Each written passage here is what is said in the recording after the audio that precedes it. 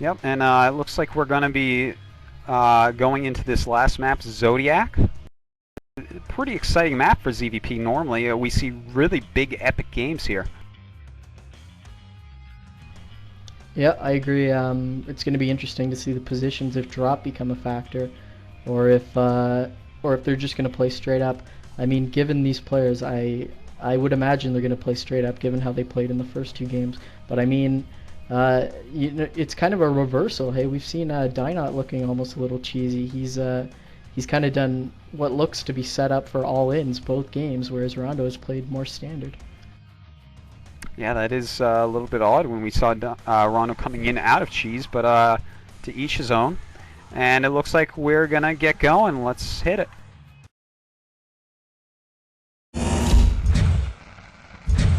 It's showtime.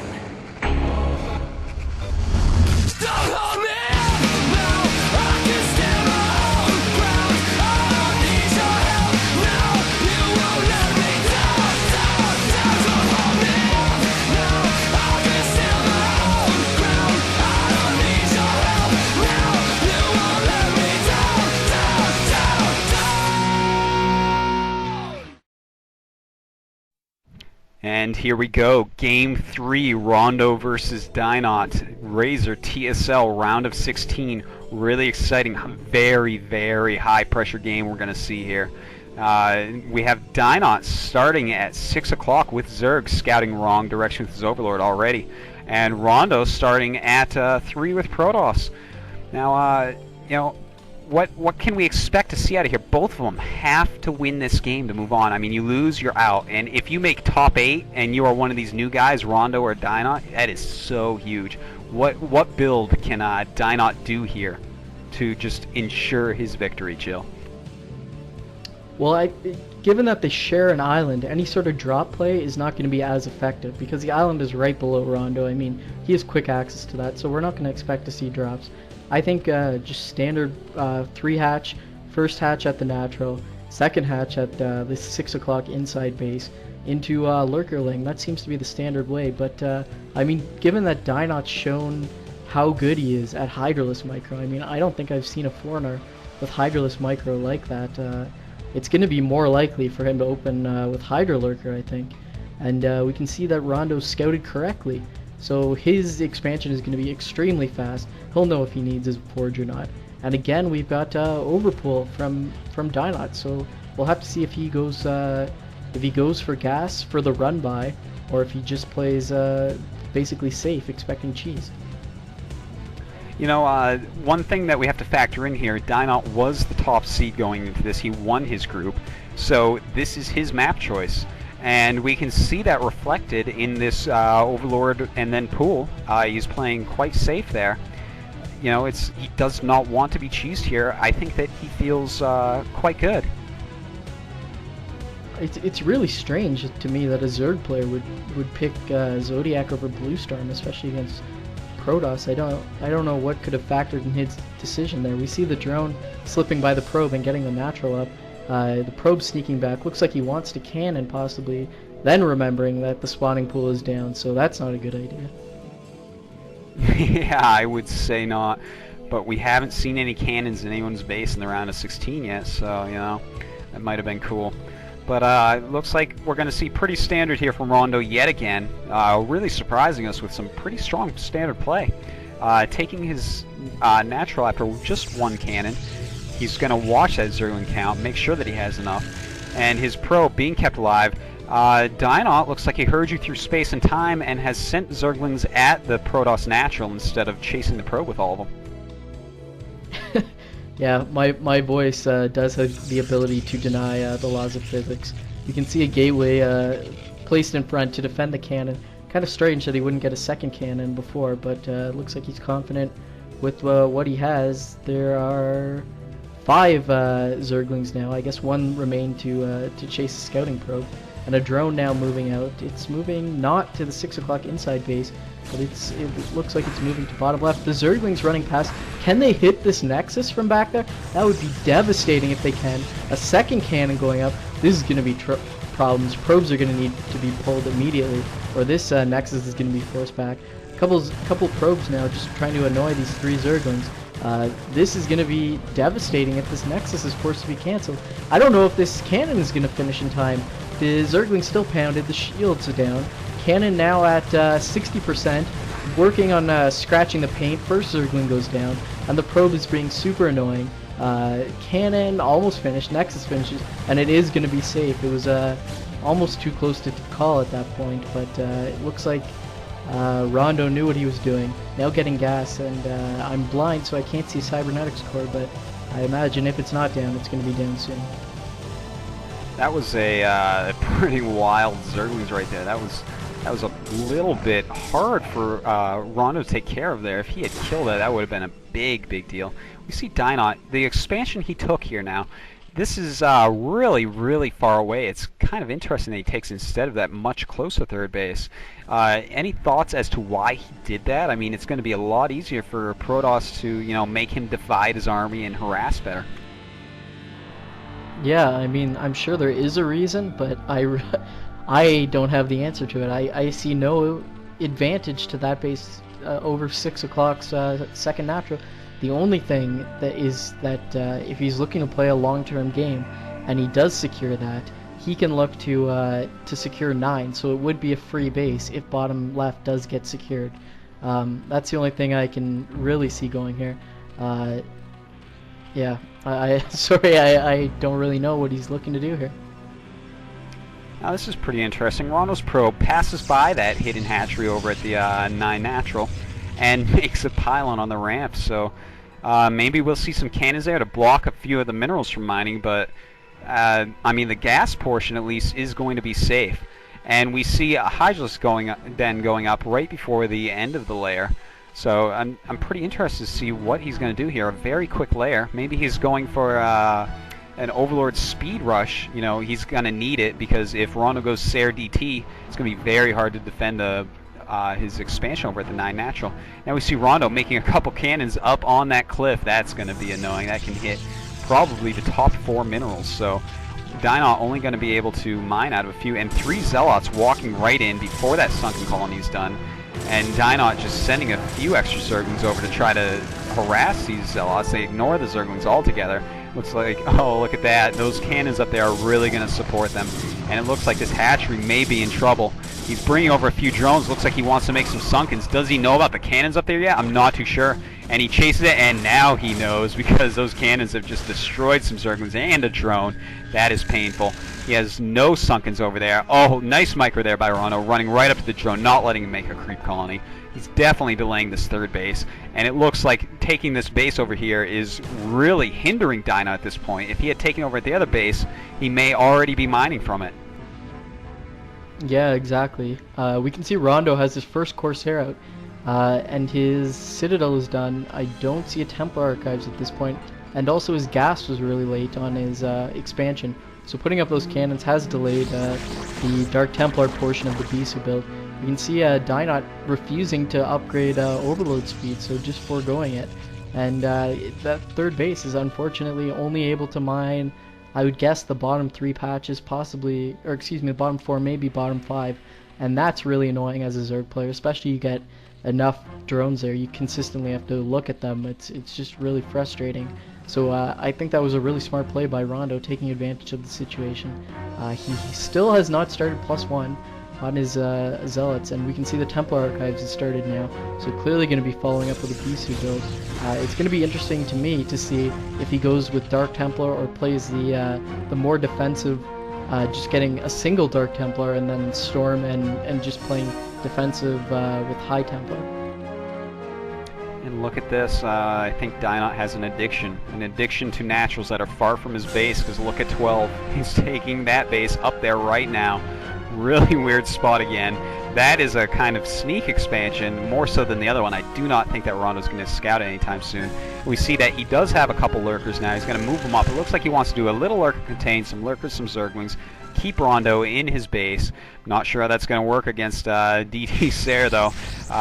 Rondo is looking in pretty good position, especially if he scouts it right away. And now we see Corsairs down in the natural of DinOt, killing several overlords. Not too many Hydras there to stop him, and the Corsair is just saying, "Sup, we have so many hit points, we'll just kill these anyway. We don't care about you Hydras."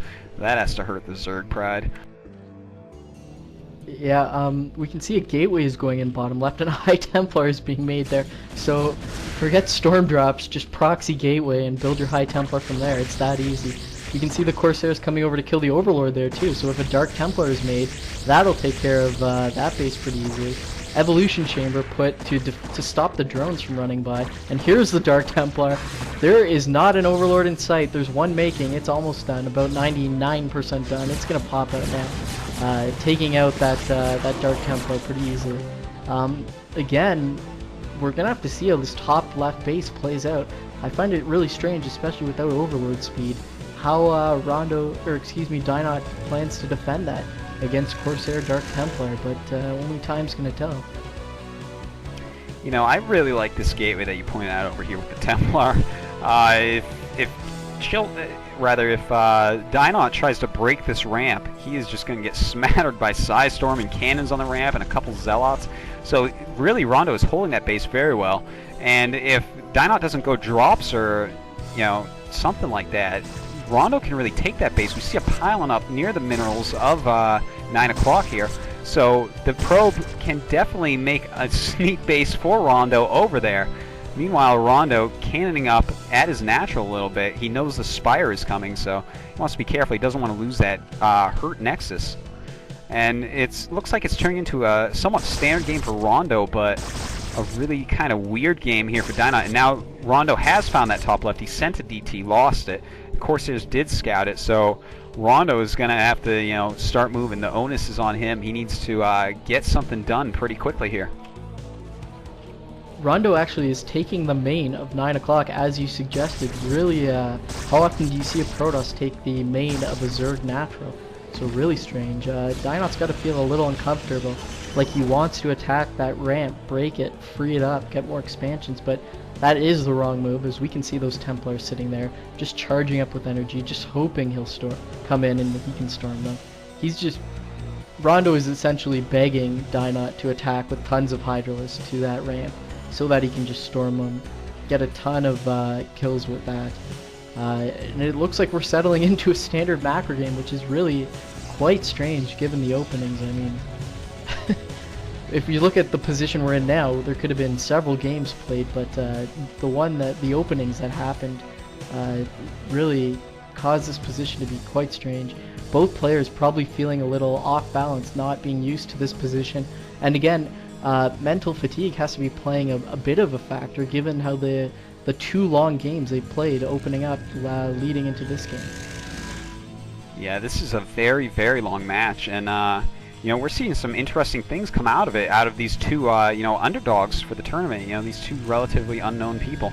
Now we see DinOt hatching Mutas at this stage in the game, kind of odd choice, down near his natural right now. It looks like he's grouping them up, getting a decent amount. He may be wanting to run in, I don't know, pick off some High Templars or something. He's going to have to micro them better than Ghostia, though, because he does not want to lose those right now.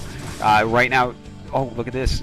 We have Rondo moving out with his army. It looks like he wants to hit the top left.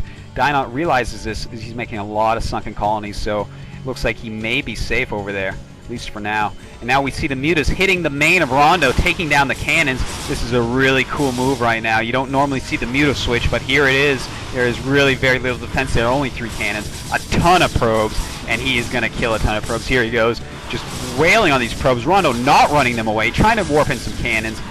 Probes and cannons getting in the way of his Dragoons trying to run in to fight these Mutas, but 3 Dragoons are not going to do anything against these Mutas, and DinOt can just target those, but no, he chases the probes, starts killing some High Templars as they pop out. This is a really cool tech switch. I really like this. Look at this. He goes to the natural. There's only 1 cannon over there. Oh, I'm getting chills. Beautiful play here by DinOt, killing yet another cannon, and he's killing more and more probes. Rondo's economy here is just being absolutely crushed by this late-game Mutalisk harass. Yeah, this is crazy. Who does this? Who tech switches into mid-game Mutas with this many? Corsairs coming in, dealing a lot of splash damage. Those Mutas are all grouped up, and a lot of them are weakened, and they're driven out by 2 remaining Corsairs. Corsair's not paying attention, taking a lot more splash damage. 2 more going down. It looks like another one's going to go down. So it looks like the Mutas served their purpose. There's not many more Mutalisks left in the air. Rondo looks like he's consolidating his forces, moving towards the center. But there is a ton of sunken spores and lurkers at bottom right, bottom left, and top left. So not much that Rondo's army can do now, other than gain map control and possibly put up another expansion. You know, I knew that Corsairs were good against Mutas, but that was silly. I mean, he destroyed that huge group of Mutas in no time at all with about 3 Sairs. A little bit of a lack of micro there from DinOt, but I'm sure he was busy elsewhere with his time. And as you said, you know, he's just starting to turtle up. DinOt is. Protoss, he has a decent army in the middle of the map right now. You know, speed zealots. He's got his +2 attack already. He really gets that quickly. Meanwhile, DinOt, much quicker upgrades than last game. He's got +1 melee, +1 carapace. Looks like he's gonna hit this expansion of Rondo with his lings really quick. Make him cancel that. Nice move with the lings. That is very annoying for Protoss, really slowing down his expansion of his economy. And he's gonna lose the lings as Rondo goes over to clean it up. Now this is like a really weird position in this game. Look at that mini map. Just the places that they have expanded to, and we notice that the 12 o'clock main, that is free takings right now for DinOt, and that's kind of a big deal. He could go in there at any time, and from there he can harass this base that Rondo is taking, this 12 o'clock second natural. So, you know, I'm not sure if that's the best base to be taking. You know, maybe he should be taking the natural closer to his main, or the one that's guarded by you know, the main that he took over at 9 o'clock. Yeah, I'm not sure either. I mean, at this point, this is a position I don't think I've ever been in. I don't know how many Zergs have ever been in a position like this. It's just really strange. We're gonna have to see how it unfolds. See, DinOt has decided to go Hive. Still, he's working on ranged attack, which is really strange to me. Clearly favors those upgrades on the Hydralisk. I suppose melee is done. It's at 2. He's waiting for that Hive, so might as well research something in the meantime. He knows how good his Hydralisks are and how effective they get when they get upgraded. Rondo looks like he wants to attack the natural, but just given the amount of units and the Spore and the Lurkers, that's not going to be a good idea. Rondo needs to get another expansion to be able to fight against DinOt. We can see a few Speedlings coming in. They're not Adrenaline upgraded at this point, so they won't be able to tear that down, and they're forced back by 4 cannons. And now we see Zerglings being cleaned up in the center of the map. DinOt smartly running them away. And I'd like to tell you, while Chill was just talking there, I counted the sunken colonies. Take your guesses now. Nope, too low. Nope, still too low. Yeah, he has 19 sunken colonies. This guy is turtling up. He's pretending that he is some sort of, I don't know, Terran player or something. He is just turtled so hard. What is Rondo going to do? He really doesn't know. He keeps on... Chill guessed 12. He was way off. Sorry, buddy. Rondo right now just kind of moving around the middle of the map. He's confused, you can tell. I mean, Niduses are going to start going up, so it's going to be basically impossible to break these naturals with this many sunkens. I mean, his army is just going to transport around at light speed because that's what Nidus does. Pretty awesome. And it looks like we're gearing up for an extremely long game. Have you ever seen anyone get Overlord speed at the 17-minute mark? Because if you haven't, you've now seen it now. Overlord speed finally coming out of that Hive. It's about half done, and the Ultralisk Cavern is going down, about a quarter done, and Adrenaline finishes. So those Zerglings are going to be 2-2 Cracklings, and that is scary. Let's see what else is coming up. He's got Melee coming and Carapace. So really looking to the late game. Once 5-3 gets done on those, that is going to be devastating. 4 Zealot drop, it looks like, is at 12. Just running around checking for a hatchery. There is none. Those Zealots are just waiting for a hatchery to go up there. Really surprising to me that DinOt has not taken 12 yet. He's putting down a Defiler Mound at this point, so he clearly knows this is going to be a macro long-term game, and he needs Swarm with his Ultralisk to be able to fight against the 4 gas of Rondo. Yeah, you know, it is a little bit odd there. Just the choosings of the expansions has been odd this game. First, DinOt takes a very far away third base, and then Rondo expands behind there while DinOt takes the very furthest away natural.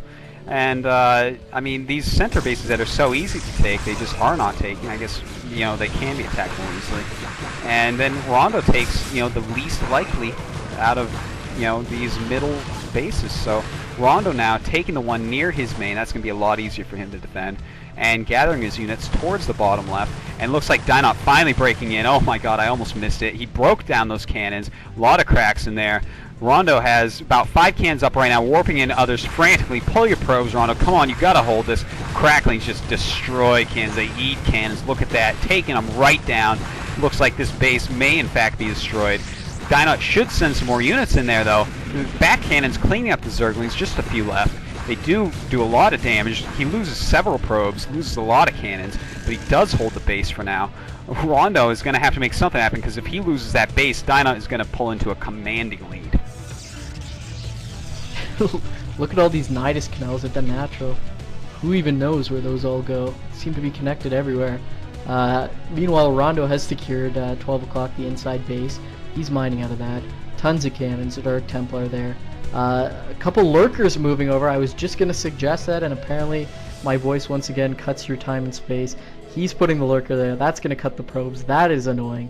And we can see a Dark Archon is moving out with the army of Rondo towards the natural choke. Will he be able to cross this with Maelstrom? He doesn't have enough energy at this point. I don't know if Maelstrom is researched. I can only imagine. It's coming now out of the Templar archives at around 75%. That lurker stopped mining at the 12 o'clock inside base. Rondo running out of minerals at his natural. He's got to know the 9 o'clock base is very exposed with lurkers beating on that. That nexus is going to be taken out. There's only probes left there, and Corsairs, they don't work against lurkers. So not much really Rondo can do to defend that. He's got to re-establish map control and look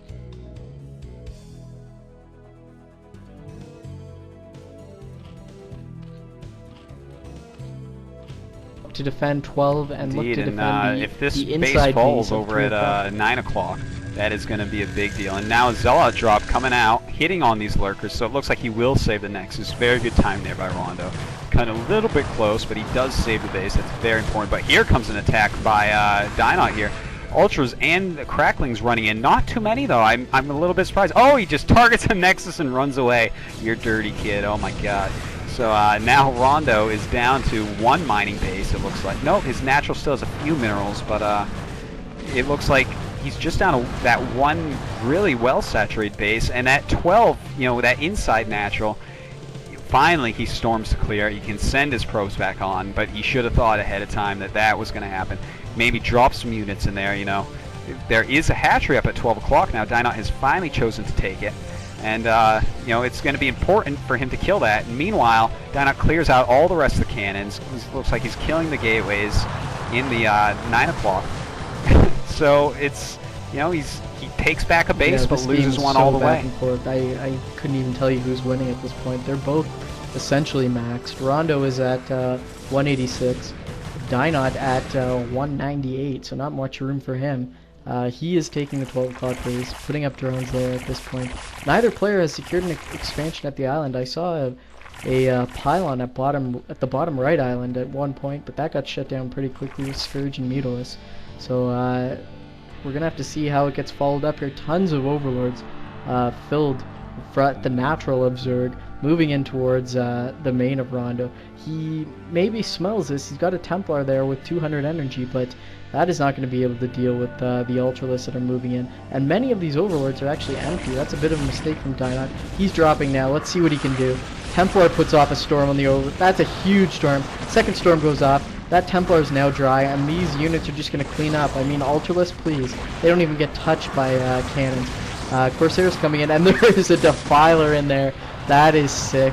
That is going to make those Ultras basically invincible. You can sit and watch while those Ultras tear down your base. That Archon is doing about 3 damage to those units under Swarm. Defiler puts up a plague on those Corsairs. Wow. He is using his spellcasters very effectively. Whereas, oh, Maelstrom! What? Wow. Cutting that down. That is ridiculous. And that drop gets handled easily. Very nicely played by Rondo. And in the meantime, you know, he brought those extra overlords that you said was a mistake, and yes, it was, because these Corsairs are chasing them down. The supply of DinOt, I mean, it's going into the red, it looks like. No, he has rehashed some more Overlords because he is so rich. He has so much of the map. Now we see a drop up at 12 o'clock, a High Templar and some Dark Templars. Dark Templar going in, killing drones. No hearing it yet because it kills them in one swipe, of course. And a nice Storm going off. Cleans up that 12 o'clock base, kills every drone at it. Very nice play there by Rondo. And Rondo really dealing with things. Oh my god, at the same time there was a attack down at 9 o'clock. Or rather 3, look at that. Swarms with Ultras, takes down the Nexus. Oh, that is just painful here for Rondo. Yeah, I don't know who's going to come ahead here. It looks like this hatchery is going to live as the as the Zerglings clean up the Dark Templar, and as Artosis yells at me for saying 9 when it was actually 3. I never learned my clock, so you got to excuse me. That 3 o'clock base is getting carved out. But both the players really have quite an economy. DinOt has 180 and he's got 150. He's got 2k, whereas Rondo has 170, but not as many minerals. He's looking to take the island. It looks like there was a swarm drop there, but it looks like it got cleaned up with these Zealots, Archons, and Templar, and he's trying to take the 9 o'clock inside main to make up for losing of 3, aka 9. And it looks like DinOt smells that. He's moving in with a couple Ultras, Zerglings. There's quite a few cannons, but they don't really work too well against Ultras. Ultras taking the damage, Zerglings dealing the damage, and they are going to clean this up. Corsair's moving in. They don't hit ground units. Will he target the Nexus and take it down? We're going to have to see the army frantically moving in. There's a Dark Archon. Maelstrom again! Unfortunately, the Nexus is going to get taken down, but he will kill those 2 Archons, or excuse me, those 2 Ultras. Nice play by both players, and he targets the Templar. That is just painful to watch. Now Rondo, he is in a dire situation after that. I mean, he is mining just from that 12 o'clock inside natural. Meanwhile, DinOt, he has the 12 o'clock main, 12 o'clock natural, 9 o'clock natural. So, yeah, he's 3 bases versus 1. It's going to be hard for Rondo to keep refilling his army while DinOt's going to have an easier time of it. Although he does not have that great of drone saturation right now, so DinOt's economy not quite as good as it could be. But a really close game we're watching here. We see in the middle of the map, look at how many Archons we have here. Oh my god, there's a lot of Archons. This is like what we call the Protoss death blob here. How do you deal with this as Zerg? I don't think that you do. Archons are just too good. And look at that, he just plows through the swarm. He uses the Archon splash to just kill everything under it. And really, the problem here is Rondo's having a hard time holding expansions, and but he can't, he can't really die because of this death blob. What is DinOt supposed to do here to defeat this many Archons? Well, it's really unfortunate when Protoss gets this many Archons. You can't engage the Protoss army head on. What you need to do is what DinOt is doing, is just shut down expansions and slowly build up your Ultralists. I mean, ideally, you'd be able to get a good swarm and a good Ultralist surround on this blob. There is like 12 Archons there and a Dark Archon. That is just freaking imbalanced. I mean, wow. I don't know what DinOt's going to do. He's pretty much going to keep trying to shut down expansions, I'd imagine. But 9 o'clock is almost up and running. The island looks like it's getting a decent saturation. I mean, have you ever seen a game where the map gets split north-south versus east-west? I haven't, and this is basically the only time. I think we're going to see it again. I mean, he's going to keep dropping, I imagine. Here comes the Overlords, just as Kenneget lets me know that there is a huge drop coming out on the main. The High Templar get a good storm, another good storm. Corsair's coming in to shut that down. Wow, that drop was completely ineffective. Only 6 Hydralisks get out there. There was tons of Ultralisks that were in there, and it looks like Rondo says, "Forget it, I'm just moving out." Looks like he's moving out to defend his base at 9 o'clock. Swarm again, Ultralisks again. They're going to take down that Nexus, but at the cost of his entire army. We can see DinOt losing his supply, and Rondo has map control again. He's losing a bit of his main. He's losing another base. Will he decide to attack, or will he play it safe again? I don't know. I think he should be attacking at this point. Again, 12 o'clock. A huge attack, but that gets Maelstrom and stopped again. Wow, I can't even see what's going on. There's too much going on. 12 o'clock lives, fortunately for Rondo, so he still has 2 mining bases, and he should look to establish 9 and maybe attack. I don't know. One thing we did miss there is 12 o'clock DinOt's base, the main, was taken out by Rondo. So Rondo just totally went pimp on us there. What was that? Oh my god, he destroyed that drop so hard. He destroyed the entire army of DinOt there. He killed 12 o'clock. He saved his 12 natural, but now Zergling's in there, killing the Nexus. Are they going to kill it? 9 hit points left. Yes, it goes down. Rondo now, he is having a hard time keeping any Nexus up. This is a wild and scrappy game. DinOt has to be kicking himself because he was in a nice position and lost a ton of units right then. There was a DT drop in 9. For some reason, they're moving towards... Oh, what a misplay. They're moving towards the natural. They could have taken down that that hatchery with no problems. A bit of a misstep there by Rondo. Unfortunately, the Nexus is reestablished at 3-second main. No probes there. I think Scrappy is the real...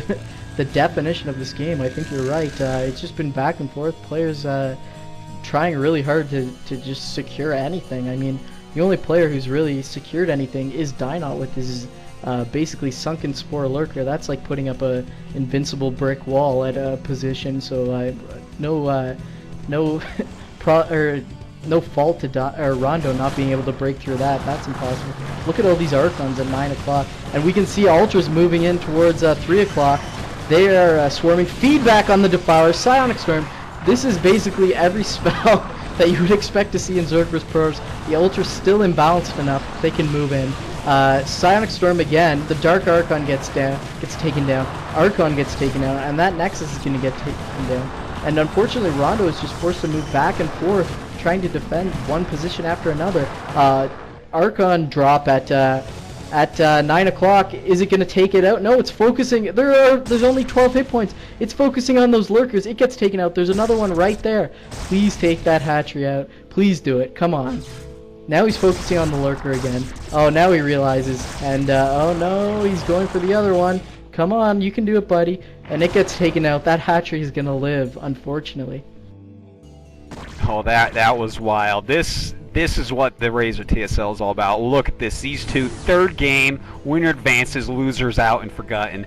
This is a wild game. They are fighting tooth and nail all over the map. We've never seen a game like this before. The ways that they're expanding everywhere. Now DinOt taking that Island. Looks like we have a drop of 2 Archons on the 9 o'clock. They're going to take down this Ultra and then the hatchery for sure, and there it goes down. This is a wild game. These two are totally giving it their all. And I tell you what, I have a newfound respect for DinOt and Rondo. These two are real good players, and they are just playing an excellent game for us here today.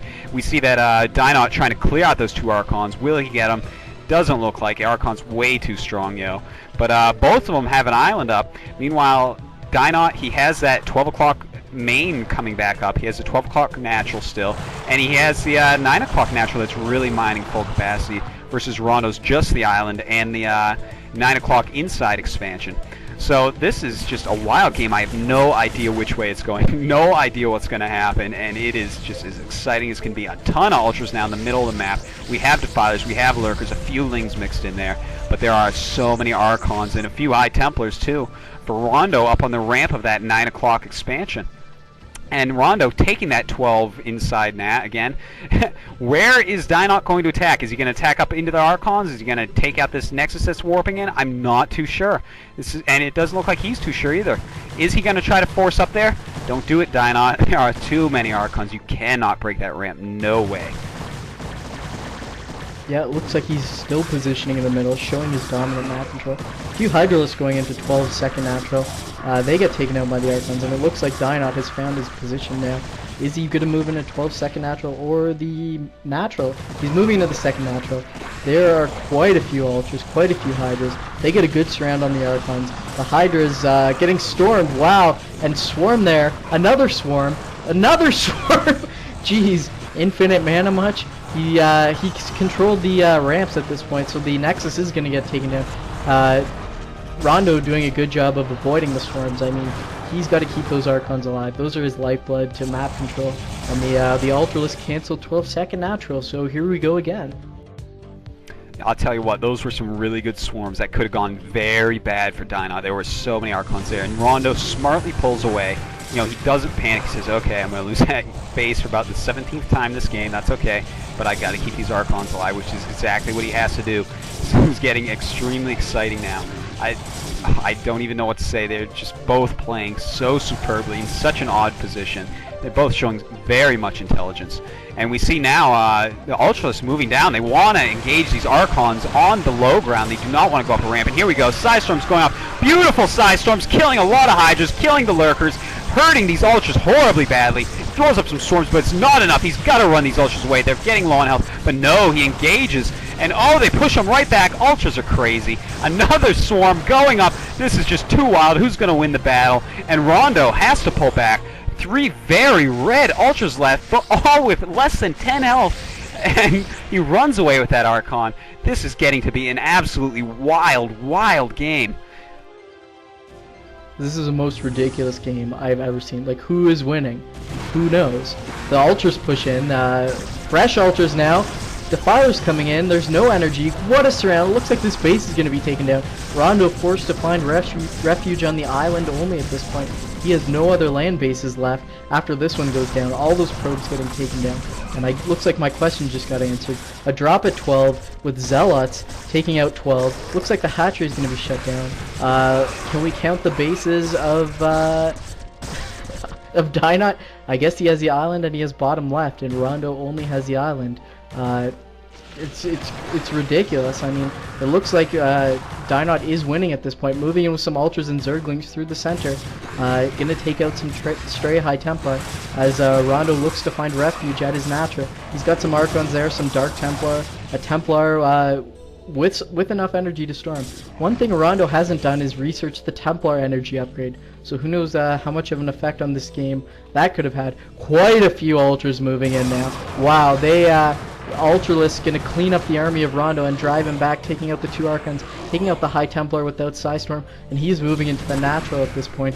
Only Cannons and Zealots left, with a few Dark Templar to support, and Lurkers coming in now to support the attack. It looks like he's going to break through the natural. He's up against the cannons at this point. Ultralisk taking a lot of hits from these cannons, and taking a ton of hits from the Dark Templar. Dark Templar playing a huge role here. Now here comes an Overlord. He's got vision on those Dark Templar. Dark Templar get taken out. No cannons remaining. Well, there's 2, I lied, up here with a High Templar. And oh my god, Rondo taps out. What series. That was ridiculous. My voice has nothing left. You know what? That was just excellent play by both players. That was an exciting series. That was maybe the match that most people were least excited about. And I think it turned in to be the best match so far in the round of 16, in my opinion. I salute you, Rondo. An excellent game. Yeah, I mean, it's games like that where you honestly, truly feel bad one player could not advance. I mean, can we write in some sort of loophole where they get a double elimination rematch or something?